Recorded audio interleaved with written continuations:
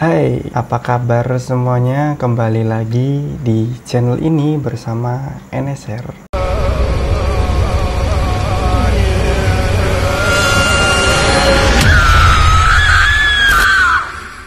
Nah, setelah kemarin membahas tentang beberapa urban legend dari Jepang, yang mungkin kita akan sedikit membahas cerita atau mitos mungkin atau fakta dari Indonesia. Kali ini kita akan membahas tentang makhluk jadi-jadian yang disebut dengan parakang.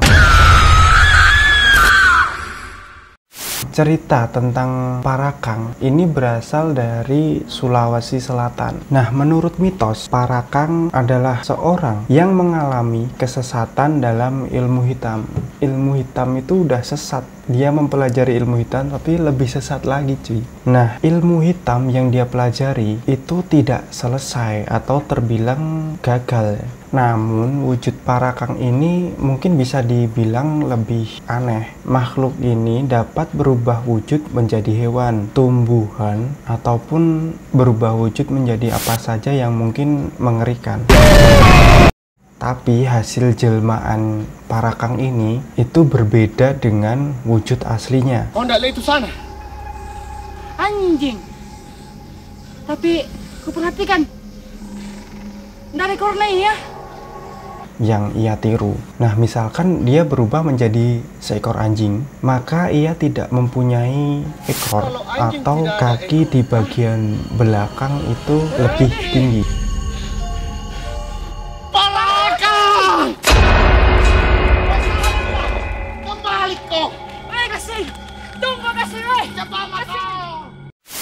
Kemudian jika dia berubah menjadi pohon pisang, maka wujudnya itu hanya memiliki 2 daun, tidak berpucuk, dan daunnya itu tidak lebih dari 3 helai. Nah, parakang ini juga bisa menjelma menjadi tempat ayam bertelur. Hantu ini cukup membuat ngeri masyarakat Sulawesi Selatan, sebab parakang sendiri gemar menghisap usus anak-anak dan ibu yang sedang melahirkan. Ia juga kerap mengganggu orang yang sakit. Nah, ciri-ciri orang yang diganggu oleh parakang antara lain mereka akan menderita sakit perut, keluar darah ketika buang air. Nah, yang lebih parah lagi bisa berujung pada kematian.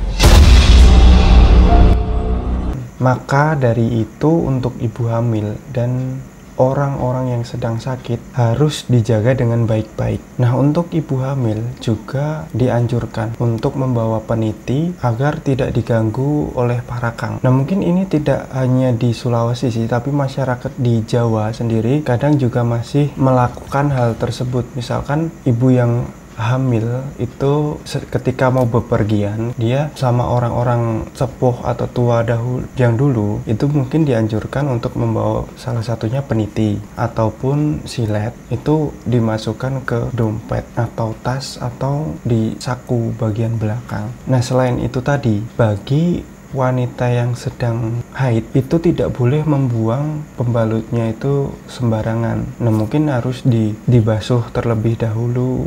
Itu karena aromanya itu akan mengundang makhluk tersebut. Bisa jadi parakang ataupun kuyang ataupun ladies wet. Nah, karena dari makhluk tersebut itu tadi itu akan menghirup sari-sari dari darah haid itu. Nah, kembali lagi ke parakang. Parakang ini bisa diusir dengan cara dipukul hanya 1 kali saja. Namun, jika memukulnya itu lebih dari 1 kali, maka ia akan berbalik melawan. Nah, dalam kondisi berubah wujud, tubuh manusia atau tubuh parakang, tubuh aslinya itu tetap berada di rumah dan mungkin sedang tertidur. Nah, dan mungkin hanya jiwanya saja yang sedang berjalan, berkeliaran atau menjelma menjadi makhluk apapun itu tadi yang mungkin medeni.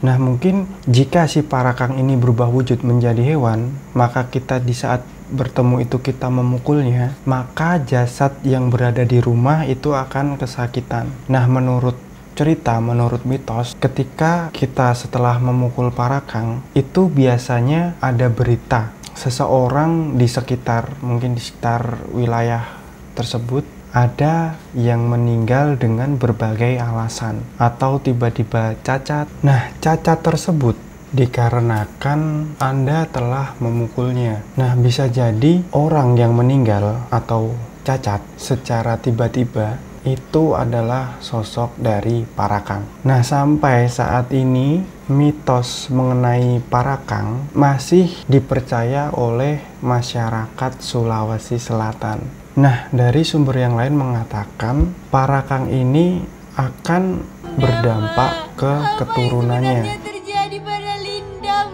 Misalkan jika di antara ibu ataupun ayah adalah parakang, maka akan ada juga nanti anaknya yang jadi parakang meskipun tidak belajar tentang ilmu hitam.